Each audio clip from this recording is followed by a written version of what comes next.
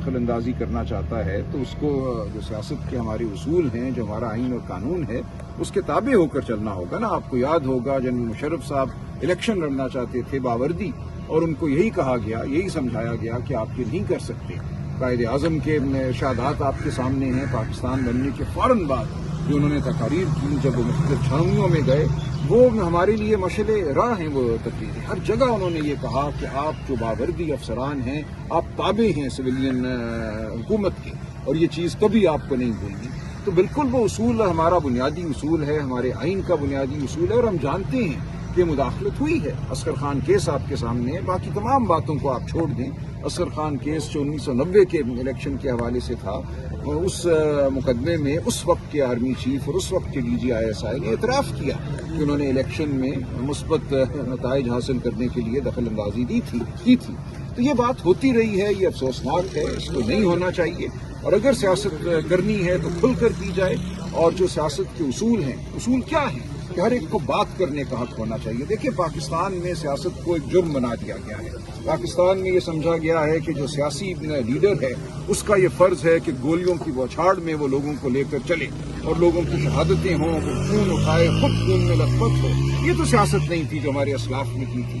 قائد اعظم کی سیاست یہ نہیں تھی، سردار عبدالرب نشتر کی سیاست یہ نہیں تھی، یہ سیاست نہیں تھی۔ سیاست ہمیشہ ہوتی ہے بات کرنے کی، کہ آپ اپنے جو نظریات ہیں ان کو عوام کے سامنے رکھیں، عوام سے کہیں کہ ان نظریات کا ساتھ دو، ان نظریات کے حصول کے لیے آپ ووٹ ڈالیں، ان نظریات کے لیے آپ سڑک پر چلیں، اپنی آواز بلند کریں۔ سڑک پر چلنا ایک بنیادی حق ہے، آواز بلند کرنا ایک بنیادی حق ہے۔ تو یہ ہے جس کو پوری دنیا میں سیاست مانا جاتا ہے، چاہے وہ چرچل ہو، چاہے وہ روزویلٹ ہو، چاہے وہ قائد اعظم ہو۔ یہ ہتھیار لے کر یا گولیوں کی بوچھاڑ میں چلنے والے لوگ نہیں تھے، لیکن ہمیں یہ کہا جا رہا ہے کہ یہ کیا جائے اور ہم کریں گے۔ دیکھیے، پاکستان میں جو صورتحال پیدا کر دی گئی ہے، سیاست کو بالکل اس ملک سے ناپید کر دیا گیا ہے۔ سیاست میری نظر میں ایک عبادت ہے، لیکن آج اس ملک میں سیاست کرنے کے لیے ہمیں ضرورت ہے جرأت کی، ہمیں ضرورت ہے کہ ہم جو قربانی ہے، جو آخری قربانی ہے، وہ دینے کے لیے بھی تیار ہیں۔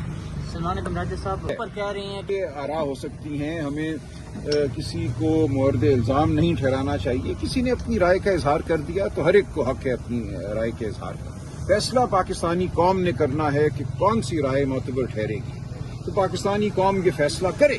میں بھی ایران سے آیا ہوں، وہاں قوم کا فیصلہ جو ہے ہم نے سڑکوں پہ دیکھا، ہم نے دیکھا کہ کس طرح قوم وہاں باہر نکلی ہے۔ اس ملک پر ایک جنگ مسلط ہوئی ہے، جنگ کے سائے وہاں منڈلاتے ہیں، وہ بمباری ہوتی ہے، اور قوم اپنا فیصلہ خود کرتی ہے، سڑک پہ آتی ہے، آواز بلند کرتی ہے، اپنے اداروں کی طاقت بنتی ہے، اپنے اداروں کو یقین دلاتی ہے کہ قوم ان کے پیچھے کھڑی ہے، کیونکہ ادارے اور قوم اکٹھے ہیں، ان میں کوئی فاصلہ نہیں ہے۔ وہاں ووٹ کو عزت دی گئی ہے، وہاں جو حکومت قائم ہوئی ہے وہ وہاں کے ووٹ کے نتیجے میں قائم ہوئی ہے۔ اچھا، سلمان اکمراجہ صاحب، ایک جانب پر محمود خان پاکستان کے اندر، دیکھیں اور آپ کیا ایک دن کہتے؟ دیکھیں، اس میں آپ کو بہت حالات کا جائزہ لینا ہوگا۔ چگئی صاحب، علامہ ناصر صاحب یہ دہائیوں کا تجربہ رکھتے ہیں، ٹھیک ہے، کہ کیسے احتجاج کرنا ہے جو مؤثر ثابت ہو۔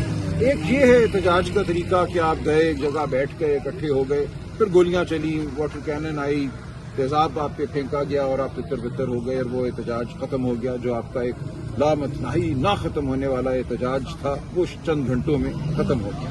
ایک یہ صورتحال ہے۔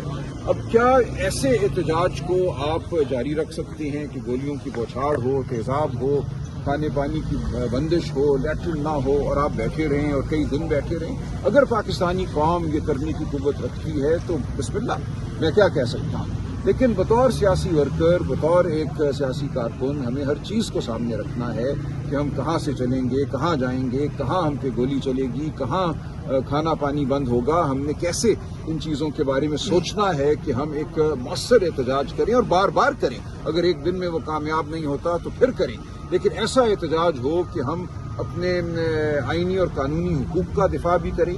ہم ایسا نہ کریں کہ ایک دن میں وہ احتجاج ختم ہو جائے۔ تو یہ وہ تمام باتیں ہیں جو پارلیمانی پارٹی بھی جن کے اوپر غور و خوض کرے گی، چگئی صاحب بھی رہنمائی کریں گے، علامہ ناصر بھی رہنمائی کریں گے۔ اچھا، سلمان اکمراجہ صاحب، لاسٹ ہفتے علیمہ خان نے کہا کہ اب کوئی کارکن یہاں پر ہے۔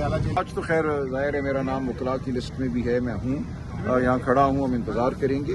کل ہم نے پارلیمانی پارٹی کی میٹنگ بلائی ہوئی ہے، تو انشاءاللہ اس میٹنگ میں تمام معاملات پہ غور و خوض بھی ہوگا، فیصلے بھی ہوں گے۔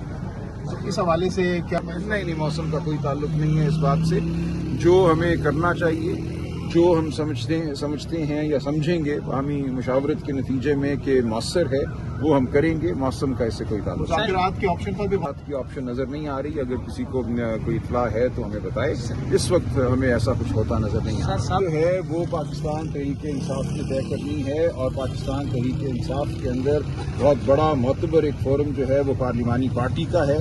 इसीलिए पार्लिमानी पार्टी का इजलास बुलाया गया है। पार्लिमानी पार्टी में हमारी जो पॉलिटिकल कमेटी है उसके 10 लोग शामिल हैं। तो पॉलिटिकल कमेटी और पार्लिमानी पार्टी में कोई फासला नहीं है।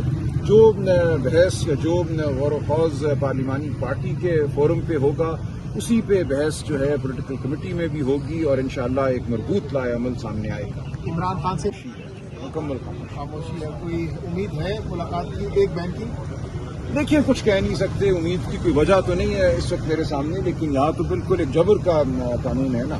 अंदर कोई फैसला करेगा, कौन फैसला करेगा कि एक को मिलवा दो तो मिलवा देंगे, लेकिन हमारे पास ना कोई कायदा है, ना इस वक्त कोई ज़ाब्ता अमल है जिसकी बिना पे हम कहें कि आज एक बहन की या तीनों की मुलाकात। अलीमा खान आज नजर नहीं दो बहनें मौजूद हैं, उनसे वो चित्राल में आज हैं। नहीं आएंगे वो मैं नहीं कह सकता, लेकिन वो खैबर पख्तूनख्वा के दौरे पे हैं। बहुत शुक्रिया। बहुत शुक्रिया।